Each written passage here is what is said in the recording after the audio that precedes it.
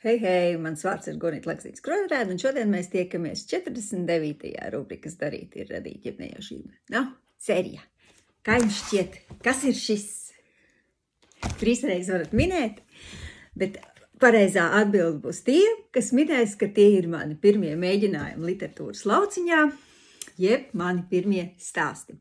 Pagājušo nedēļu pie Jūras pilsētu literārajā akadēmijā, daloties ar savu pieredzi stāstu daļradē un savā profesionālajā darbībā, es stāstīju par to, kā sāku rakstīt, un tad es atcerējos, ka man kaut kur kastēs stāv nolikt pirmie stāsti, un atšķirs, šis ir pats pirmais rozes, tev vienīgie sarakstīts rokrakstā, cik centos glīti, man nekad nav bijis glīts rokraksts, bet kas man pašai bija liels pārsteigums, atklāt, ka kādu pašus pirmos es esmu sarakstījis ar pseidonīmu Vendija. Man toreiz droši vien pēc Pītera un Vendijas šis vārds ļoti iepatikās, te arī ir Vendija.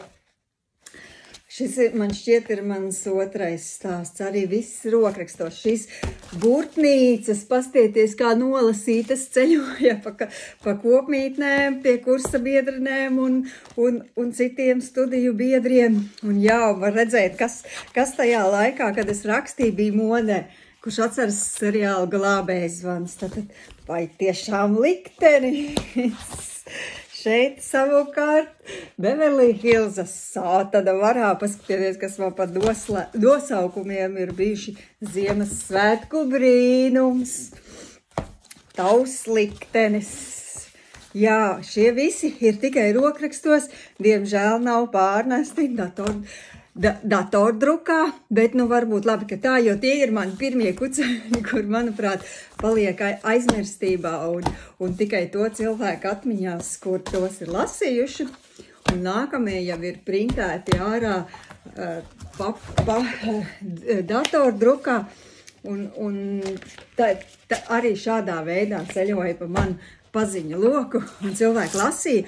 Un man šķiet, ka kaut kur pat bija, ka es sāku cilvēkiem prasīt atsauksmes, un tad stāstu beigās, jā, redz, kur ir, man tika ierakstīts, redz, kur ir beigas, un man tika rakstītas atsauksmes par stāstu, kā paticis, kas patika, kas nepatika.